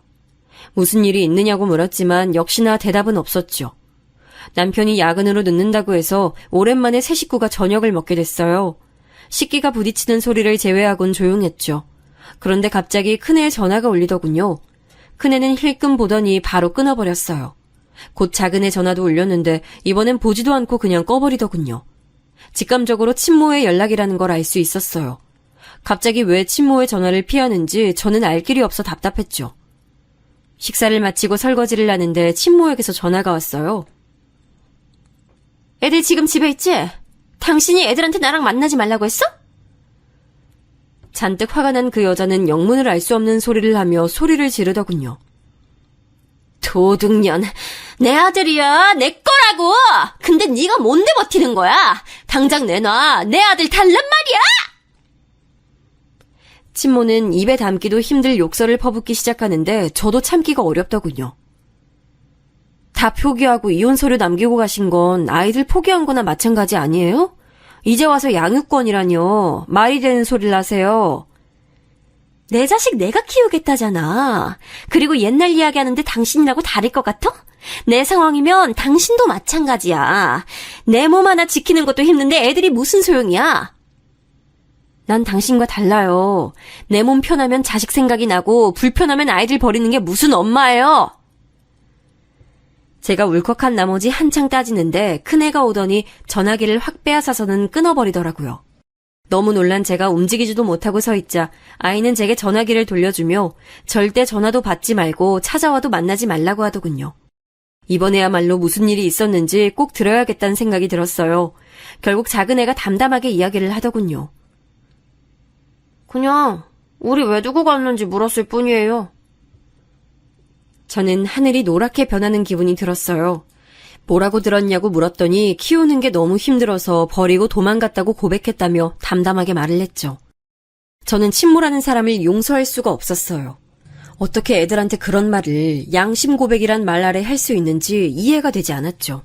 그렇게 했으면서 아이들을 데리고 살겠다고 이야기하다니 뻔뻔스러운 것도 정도가 있어야지 이건 너무하다 싶더라고요. 급기야 남편은 친모와는 이야기가 되지 않는다며 아이들의 외가를 찾았어요. 그런데 그쪽에서는 오히려 아이들을 전혀 원하지 않는다고 했다는 거예요. 순간 정신이 아득해지는 기분이었죠. 만약 아이들이 이 사실도 모르고 외가로 갔었을 장면을 상상하니 피가 거꾸로 솟았습니다. 남편은 친모를 확실하게 단속해달라고 말하고 돌아왔죠. 그날 이후 친모는 한 번도 아이들 앞에 나타나지 않았어요. 아이들도 딱히 친모에 관한 이야기를 하지 않았고요. 그러던 어느 날 늦은 시간에도 아이들에게서 연락이 없었어요. 전화를 아무리 걸어도 받지 않았죠. 알아보니 학원에 가지 않았더라고요. 친구들은 집에 들어가는 것을 봤다고 하고요. 저는 깜짝 놀라 온 동네를 찾아다녔죠. 점점 더 불안해지면서 무슨 사고라도 난 건 아닌가 걱정이 됐어요. 그러다 혹시 친모가 데려간 건 아닐까 싶은 생각도 들었죠. 그렇게 한참을 뒤져서 겨우 사람 없는 놀이터에 앉아있는 아이들을 찾았을 때는 정말이지 감사합니다 소리가 절로 나오더라고요. 저는 갑자기 사라진 이유를 물었지만 아이들은 아무 말도 하지 않았어요.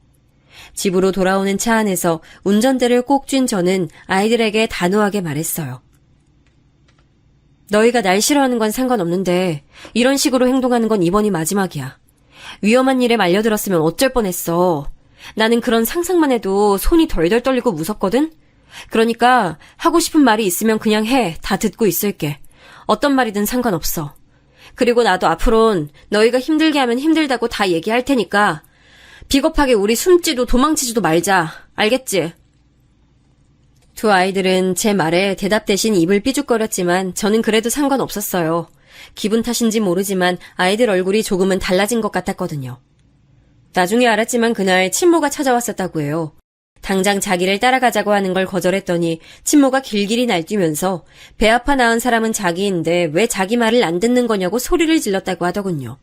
그러면서 아이들에게 눈치도 없느냐고 제가 얼마나 자기들이 사라지길 바라는지 아느냐고 하는데 이유도 없이 화가 나고 속상해서 도망쳤다고 말해줬죠. 고등학생이 되면서 확실하게 두 녀석은 분위기가 많이 바뀌었어요.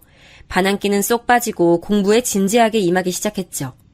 특별한 호칭 없이 지내던 녀석들이 제게 아줌마라고 부르기 시작한 것도 이쯤이었어요. 기분이 묘하더군요. 매번 저기, 저 이렇게만 불리다가 아줌마라고 제대로 불린다는 게 좋았어요. 아이들과 더 가까워진 기분도 들었죠. 해가 바뀌어 아이들이 수험생이 되자 저 역시도 신경 쓸 일이 한두 가지가 아니더라고요. 아이들은 공부하기 바쁘고 저는 입시 설명회를 들으러 다니기 바빴죠. 이미 대학을 보는 엄마들이 그러더라고요. 아이들 대학은 엄마가 부지런해야 잘 갈 수 있다고 말이죠. 남편은 누가 수험생인지 알 수가 없다고 하면서 놀렸지만 저는 아무렇지도 않았어요. 아이들 수능이 끝나고 저는 정말 잊을 수 없는 순간을 경험했는데요. 수능 성적표가 나온 날 아이들이 쭈뼛거리면서 다가와서는 성적표를 내밀더라고요. 큰애는 공부 잘하는 건 알고 있어서 기대만큼 나왔는데 작은애가 엄청 분발했더라고요. 예상 점수를 웃돌고 있었죠. 이대로라면 상향 지원을 해도 될 정도였어요. 저는 너무 축하한다고 두 아이들에게 말했어요. 아이들은 자기들끼리 눈빛을 교환하더니 자세를 반듯하게 세우곤 제게 말을 했죠. 엄마가 끝까지 도와주셔서 그래요. 정말 감사드립니다. 엄마라고 부르고 싶었는데 저희가 상처를 너무 드려서 입 밖으로 나오질 못했어요. 죄송하고 정말 감사드려요. 저는 그날 아이들에게 처음으로 엄마라는 소리를 듣게 됐어요. 저는 너무 놀라서 아무런 말도 할 수 없었어요. 멍하게 아이들 얼굴만 번갈아 바라보고 있는데 이런 제 표정이 웃겼는지 키득거리며 웃기 시작했죠. 엄마, 거울 좀 봐요. 무슨 귀신 같아요. 그게 뭐예요? 큰애가 손거울로 제 얼굴을 비추는데 번쩍 정신이 들었어요. 눈물이 흘러서 화장이 번졌더라고요. 저는 급하게 화장실로 달려가 얼굴을 씻었죠. 아들들은 제 반응에 재미를 붙였는지 그날 하루 종일 엄마를 부르면서 저를 따라다녔어요. 그때마다 눈물이 터지려고 해서 혼났죠. 저는 아이들에게 다 큰 녀석들이 징그럽게 왜 이러냐고 했지만 사실은 너무 기뻐서 계속 불러줬으면 좋겠다는 생각이 들었어요. 한 번 물꼬를 튼 엄마라는 소리가 이제는 자연스러워질 때쯤 남편에게 물었어요. 왜 처음에 모든 걸 제게 맡겼는지 말이죠. 가장 많은 시간을 함께 보내는 사람들이 서로 부딪히고 이야기하고 해야지. 중간에서 내가 나서면 오히려 서로 진심을 알아가는데 더 많은 시간을 보냈을 거야. 어쩌면 지금처럼의 관계는 만들 수 없었을지도 모르고. 남편의 말이 묵직하게 다가왔어요. 남편은 무엇보다도 저라는 사람을 믿었기에 가능했다고 말했어요. 괜히 코끝이 찡해졌죠. 아이들의 진짜 엄마가 되고 나서 아들들은 저에게 종종 데이트를 청했어요. 남편은 쏙 빼고 셋이서만 나갔다 오는 일도 많았죠.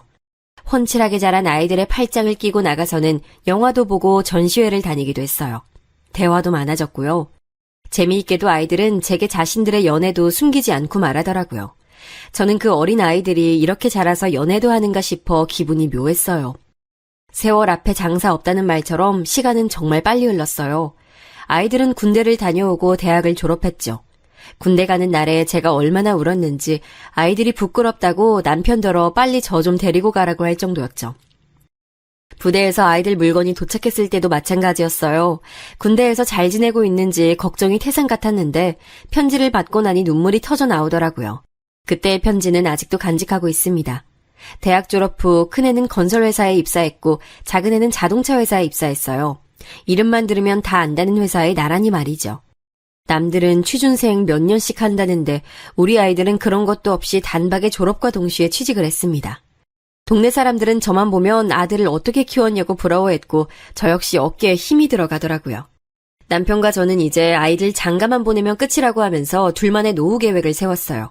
정년 퇴직 이후에 뭘 할까 이야기하는데 아들들이 정색하면서 분가는 안 할 거라고 하더라고요.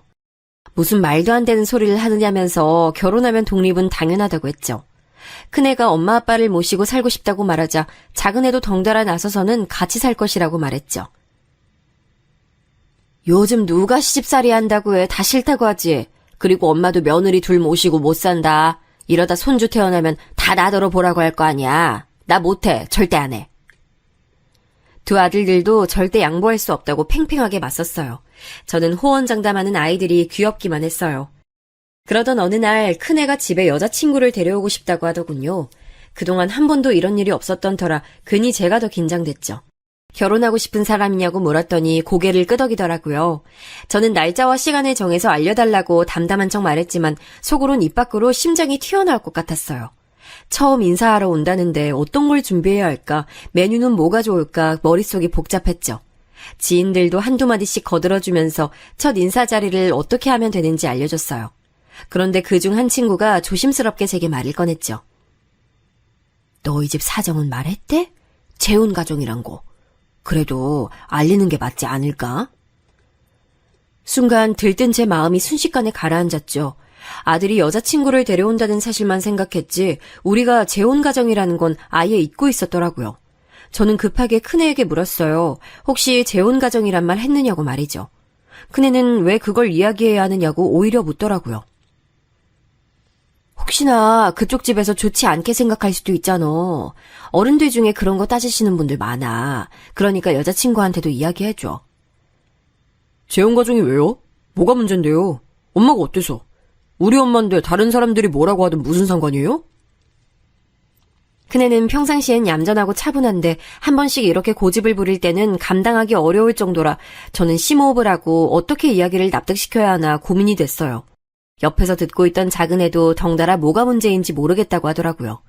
저는 두 아이들을 바라보면서 누군가에게 잘못이 있는 게 아니라 재혼 가정은 결핍이 있다고 생각하는 어른들이 있을 수 있다고 말했죠. 아이들은 더 이해가 안 간다는 얼굴을 하면서 고개를 절레절레 흔들었어요. 누군간 그렇게 생각할 수도 있다는 거야. 난 너희들에게 최선을 다했고 너희는 나한테 그 이상의 기쁨을 줬지. 그래서 난 단 한 번도 너희가 내 아들이 아니라는 생각 한 적 없어. 그런데 세상 사람들은 그렇게 보지 않을 거란 말이야. 어떻게 해도 난 계모일 뿐이지. 큰애는 우선 이야기는 해보겠지만 이걸 문제 삼는다면 자신은 결혼하지 않을 것이라고 분명히 이야기했죠. 작은애는 끝까지 이해할 수 없다는 말만 반복했고요. 저는 그런 두 아이들을 보면서 그런 마음을 먹은 사람은 아니길 바랬어요. 큰애가 여자친구를 데려오겠다고 한 날 저는 긴장으로 흥건해진 손을 몇 번이고 닦아야 했습니다. 곧 벨이 울리고 차만 아가씨와 함께 큰애가 들어왔죠. 처음 인사하는데 너무 예쁘더라고요. 제가 차를 즐기신다고 들었다면서 수줍게 닭이 세트를 내밀면서 초대 감사하다고 말하는데 마음에 쏙 들었죠. 저는 잘 왔다고 선물 너무 고맙다고 말하곤 식사부터 권했어요. 식탁에서도 저는 아가씨에게서 눈을 뗄 수가 없었습니다. 젓가락질도 얼마나 잘하는지 나무랄 곳이 한 군데도 없었어요. 작은애는 손님 얼굴에 구멍 뚫리기 일보 직전이라고 하면서 그만 좀 쳐다보라고 핀잔을 줬죠. 저는 너무 예쁜 아가씨라서 저절로 시선이 갔다고 말했더니 부끄러워하면서도 감사하단 말을 빼놓지 않더라고요. 저는 일단 속으로 100점을 외쳤습니다. 큰애 여자친구를 마음에 들어한 건 저뿐만이 아니었어요. 남편도 조용하지만 강단 있어 보인다고 칭찬이었죠. 작은애는 밖에서 따로 본 적이 있는데 고집으로는 형을 이길 수 있는 사람이라고 말해줬어요. 저는 더 그 애가 마음에 들었죠. 여자친구를 데려다주고 온 큰애에게 저는 결혼은 언제 할 계획이냐고 물었어요. 큰애는 당장은 아니라고 하면서도 빨리 결혼하고 싶기는 하다고 말했죠. 저는 여자도 같은 생각이라면 상견례 날짜를 잡아서 인사부터 하자고 했어요. 큰애는 의논해보겠다고 했죠. 상견례 날짜는 의외로 빨리 다가왔어요. 긴장되는 마음으로 약속 장소로 향했죠. 아이들이 예약한 음식점은 조용하면서도 깔끔해 보였어요. 저희가 약속 시간보다 일찍 도착해서 자리를 잡고 앉았죠. 남편은 너무 긴장한 것 같다고 청심환이라도 하나 먹어야 될 것 같다며 걱정스럽게 저를 바라봤어요. 큰애도 얼굴색이 많이 창백하다고 걱정했죠. 저는 놀란 마음에 거울을 봤지만 별다른 점을 느낄 수 없었어요. 괜찮다고 말하면서 문 쪽을 자꾸 힐끔거렸어요. 약속 시간을 5분 정도 넘기고 나서야 문이 열리면서 사돈될 분들이 들어오셨죠. 바깥 사돈 자리에 앉으신 분은 정중하게 늦어서 죄송하다고 말씀하셨어요. 저희는 괜찮다고 하면서 서로 이야기를 주고받기 시작했어요. 안사돈 되실 분은 바깥 사돈과는 다르게 말도 빠르고 거침없이 이야기를 하신다는 느낌이었어요. 식사 시간 동안에는 별다른 말 없이 부드럽게 지나갔죠. 문제는 디저트를 먹는 상태에서 벌어졌어요. 신혼살림 이야기가 나왔는데 큰애 여자친구가 집에다 저희와 함께 산다고 말을 했다더라고요. 당황한 쪽은 저희였죠. 저는 분명 분가하라고 말했는데 이게 무슨 일인가 싶었죠. 저는 함께 살 생각 없다고 말하면서 분가를 시킬 예정이라고 했어요. 하지만 눈치 없이 큰애는 적어도 3년은 부모님을 모시고 살고 싶다고 말하더라고요. 여자친구도 동의한 문제라고 하면서 말이죠. 저는 예비사돈 눈치가 보이기 시작했어요. 신혼인데 뭐하러 어른들이랑 같이 살아. 너희들끼리 알콩달콩 지내는 게 더 좋지. 안 그렇습니까? 틀린 말씀은 아니신데, 그래도 애들이 어른들 모시고 산다고 그러면 전 반대할 뜻은 없습니다. 바꿔 싸돈 되실 분이 갑자기 찬성을 하고 나서서니 저도 할 말은 없더라고요. 안 싸돈 되실 분은 웃으시면서 자신도 딱히 반대할 이유는 없다고 말했죠. 그리고는 제게 물어볼 것이 있다고 하더군요. 저는 편하게 말씀하시라고 했어요. 딸아이가 이야기하던데 재혼 가정이시라고요? 사돈께서 두 아들을 키우신 계모라고 하던데 그런가요? 그네가 움찔하는 것이 바로 곁에서 느껴졌죠. 저는 식탁 아래로 아들의 손을 꼭 잡아주고는 솔직하게 말씀드렸어요. 그럼 더 다행이네요. 네? 계모라고 하시니 더 안심돼서요. 설마 계모시면서 시집살이 시키실 건 아니죠? 저는 말문이 턱하고 막혔어요. 남편도 자리가 불편한지 헛기침을 했죠. 큰애는 가만히 주먹을 쥐더니 이야기를 듣고 있었고요. 바깥사돈 되실 분이 가만히 있으라고 손짓을 했지만 안사돈 되실 분은 거침없이 말을 이어갔어요. 저희 애가 살림 사는 법도 잘 모르고 할 줄 아는 요리도 얼마 없거든요. 그런데 덜컥 어른들 모시고 살겠다고 하니 제가 얼마나 걱정이 되겠어요. 그런데 다행히 재혼가정이라고 하더라고요. 그 이야기 듣고 나니 안심도 되고 좋네요. 아들이라고 해도 계모인데 자기 배 아파서 낳은 자식이랑 어디 갔나요? 그럼 적당히 거리 두고 지낼 테고 당연히 며느리하고도 대면대면 하겠죠. 우리 애 힘들 것도 없이 딱이네요. 말씀이 지나치시네요. 저는 우리 아들들 키우면서 한 번도 제가 엄마가 아니란 생각한 적 없어요. 듣기 거북하네요. 저는 불편한 티를 여과 없이 드러냈어요. 어떻게 면전에 대고 저런 이야기를 할 수 있는지 도저히 이해가 되지 않았죠. 안사돈 되실 분은 이런 제 말에 발끈하며 말씀하셨어요.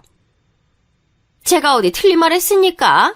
계모가 왜 계모로 불리는데요? 말이야 똑같이 키운다느니 가슴으로 낳았느니 하지만 현실은 그렇지 못하죠.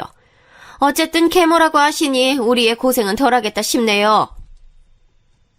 안사돈 되실 분의 말이 끝나기 무섭게 우당탕 소리와 함께 큰애가 자리에서 일어나더군요. 사과해 주십시오. 저희 어머니 그런 말씀 들을 분 절대 아니세요. 저는 깜짝 놀라 큰애의 팔을 당겼지만 오히려 큰애는 요지부동이었어요. 안사돈 될 분은 인상을 쓰시면서 가르치는 말투로 큰애에게 말씀하셨죠. 이래서 계모가 문제 있다는 거야. 괜히 애들 눈치 본다고 잘못한 일을 잘못했다고 가르치질 못하니까 이런 일도 벌어지고. 어디서 어른한테 눈 똑바로 뜨고 대들고 있어.